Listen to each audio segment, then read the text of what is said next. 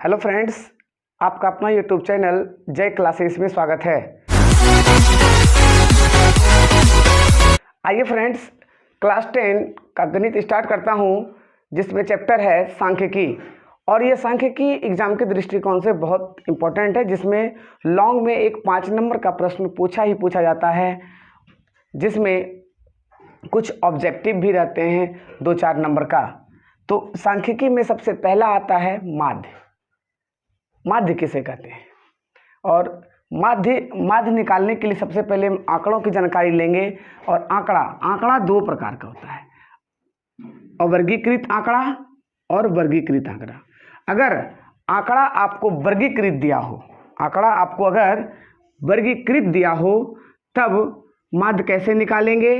और आंकड़ा आपका कृत दिया हो तब माध्य कैसे निकालेंगे? आंकड़ा आपका वर्गीकृत दिया हो तब माध्य कैसे निकालेंगे? अगर आंकड़ा आपका अवर्गीकृत दिया हो, अगर आंकड़ा आपका अवर्गीकृत दिया हो, तब माध्य का फार्मूला होता है समांतर माध्य बराबर सभी आंकड़ों की संख्या का योग बटा कुल संख्या। तो पहले जान लेते हैं आपका अवर्गीकृत आंकड़ा क्या होता है। तो अवर्गीकृत, जैसे आपका ये मैं आंकड़ा लिख रहा हूँ, यहाँ पे आंकड़ा आपको दिया हो जैसे 7, 8, 6, 4, 2, 3 इत्यादि। मान लीजिए ये दिया हुआ है आपका, तो होगा कितना? ये इसको कैसे माध्य निकालेंगे? अपवर्गीकृत में केवल यही फार्मूला लगता है जो हम क्लास 7 और 9th में भी पढ़ते हैं इसको। तो देखिए अवर्गीकृत क्या है। तो अवर्गीकृत में आंकड़ा इसी रूप में दिए रहते हैं और इस आंकड़े पे कुछ नहीं करेंगे, डायरेक्ट इसको फार्मूला पे रख देंगे। ये सभी क्या लिखे हैं? सभी आंकड़ों का योग। तो ये सभी आंकड़ा है और इन सभी का योग, कहने का मतलब 7 + 8 + 6 + 4 + 2 + 3, 1 2 3 4 5 6, 1 2 3 4 5 6। मैंने सभी संख्या को लिख दिया, सभी आंकड़ों का योग मैंने यहाँ लिख दिया। कहता है कुल आंकड़ों की संख्या। तो कितना हुआ? 1 2 3 4 5 6। तो कुल आंकड़ा कितना? 6। अब इसको जोड़ेंगे, कितना हो गया? 7 7 3 10, 6 4 10, 10 10 20। अब 20, 8 2 10, 30, 30 बटा 6। तो अब इसको भाग दीजिए, 6 पंचे 30, यानी माध्य आ गया आपका 5। कहने का मतलब अगर आपको आंकड़ा अपवर्गीकृत दिया हो तो इसी तरह से आप माध्य निकालेंगे। अब चलते हैं वर्गीकृत आंकड़ा की ओर। आइए फ्रेंड्स, ये आपका आंकड़ा दिया हुआ है और प्रत्यक्ष विधि से इस आंकड़े का हम माध्य निकालेंगे। और प्रत्यक्ष विधि से माध्य निकालने के लिए सबसे पहले आंकड़े में ये पता करना पड़ता है कि इसका वर्ग चिन्ह क्या है। तो वर्ग चिन्ह आपका उच्च सीमा प्लस निम्न सीमा बटा 2 होता है। तो जानते हैं उच्च सीमा क्या है? तो सभी वर्ग का पहले देख लेना है क्या वर्ग चिन्ह समान है, ये दोनों को घटा के देख लेना है, ठीक है। उसके बाद इसमें से जो छोटा होता है वह आपका निम्न सीमा, और जो बड़ा वाला होता है वो आपका उच्च सीमा।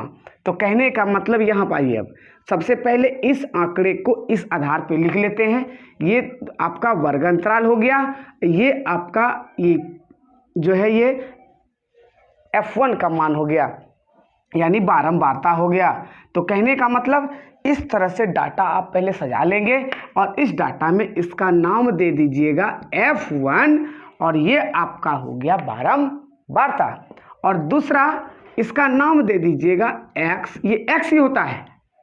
और ये कहिए सर मुझे मालूम पता नहीं चलता है, पहले हम X लिखें कि पहले F लिखें? तो पहले देखिए ये दोनों लिखा था प्रश्न के अनुसार।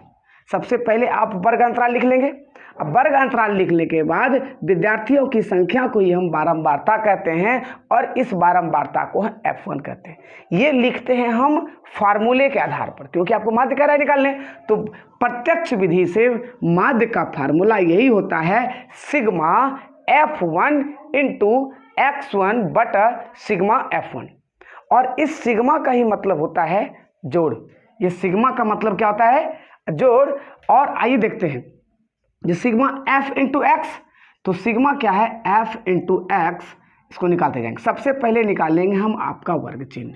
वर्ग चिन्ह निकालने के लिए फार्मूला है उच्च सीमा प्लस निम्न सीमा बटा 2।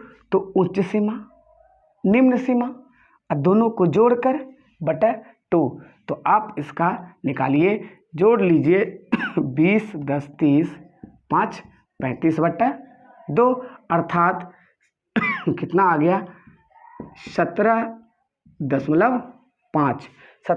दूसरा को जोड़िएगा तो 40 20 60 5 65, 65 का आधा हो जाएगा आपको, मैं करके रखता हूँ 32.5, 32.5 और ये हो गया 32.5। तो कहने का मतलब क्या है कि अब यहाँ जितना यहाँ सबका अंतर होगा उतना ही यहाँ सबका अंतर होगा। तो कितना है, 15 का अंतर है सब में, तो आप 15 बढ़ाते जाइए। अब मैं करता हूँ फ्रेंड्स, मैं सबको जोड़ लिया। जोड़ने के बाद आप देखिएगा सबका अंतर समान आता है, तो यहाँ से आप सबको जोड़ते जोड़ के निकालिएगा, क्योंकि वीडियो लंबी हो जाने के कारण मैं वीडियो को पॉज करके जोड़ देता हूँ, ठीक है। उसके बाद अब आते हैं इसको कहते क्या है, ये है आपका नीचे वाला सिग्मा एफ, नहीं कहता है एफ का जोड़, तो इसका पूरा जोड़ हो जाएगा आपको यहाँ पे सिग्मा F1। सबको जोड़ के लिख देंगे, कितना होगा, 3 2 5, 5 7 5 12, 12 6 18, 18 2 20, 4 24, 24 6 30, ये आपका 30 आ गया। फिर आपको ये क्या बोलते हैं, अब बची ये तो नहीं दिया हुआ है एफ इंटू एक्स, यहाँ है सिग्मा एफ इंटू एक्स, तो ये एफ इंटू एक्स, ये दोनों का गुना, फिर ये दोनों का गुना, सब यहाँ लिखेंगे। इसका कितना हो जाएगा, 17 दूना 34, सिग्मा एफ इंटू एक्स है ना, एफ इंटू एक्स में लिखेंगे आप यहाँ पे 17 दूना 34, समझ रहे हैं। अब इसको 3 से गुना कीजिएगा, फिर इसको 47 गुना 7 कीजिएगा, फिर इसको गुना ये कीजिएगा, फिर इसको सबको यहाँ लिख के और तब सबका जोड़ आएगा। फ्रेंड्स यहाँ फार्मूला में ही है आपका सिग्मा एफ इंटू एक्स बटा सिग्मा F1। तो इसीलिए मैंने पहले सिग्मा एफ और एक्स को मल्टीप्लाई करके, ये सिग्मा एफ है, ये एफ है और ये एक्स है, दोनों को गुना करके यहाँ लिखा, फिर इन दोनों को गुना करके यहाँ लिखा, फिर इन दोनों को गुना करके लिखा। मैंने पहले इसलिए लिख दिया ताकि वीडियो लंबी ना बने, ठीक है। और उसके बाद क्या कहता है, सिग्मा एफ इंटू एक्स का, यानी सिग्मा का मतलब जोड़, यानी एफ इंटू एक्स के गुना का जोड़, तो सभी को जोड़ेंगे तो आपका यहाँ 1860 आएगा। क्या आएगा, 1860 आएगा, और ये तो 30 है ही। तब क्या करेंगे, बस इसका मान यहाँ रख देंगे, 1860 यहाँ रख देंगे, 1860 बटा कितना 30, इसको सुना सुना कट गया अब काटिए 3 से, 3 चक 18, 3 दूना 6, कहने का मतलब 62 आ गया। तो आपका माध्य बराबर कितना आ गया, माध्य बराबर 62। और जब आपका माध्य 62 आ गया तो कहने का मतलब ये प्रत्यक्ष विधि से आपका माध्य जो है 62 आ गया। आगे का टॉपिक आपको हम बताएंगे और माध्य इसी का निकालेंगे, इसी प्रश्न का। 3 विधि से माध्य, तीनों विधि से समान आंसर आएगा, 62 आएगा। और अगले वीडियो में आपको हम पग विचलन विधि और दूसरा कल्पित विधि बताऊंगा। तो कृपया आप दोनों विधि को देखने के लिए हमारे चैनल को लाइक करें, सब्सक्राइब करें और शेयर करें।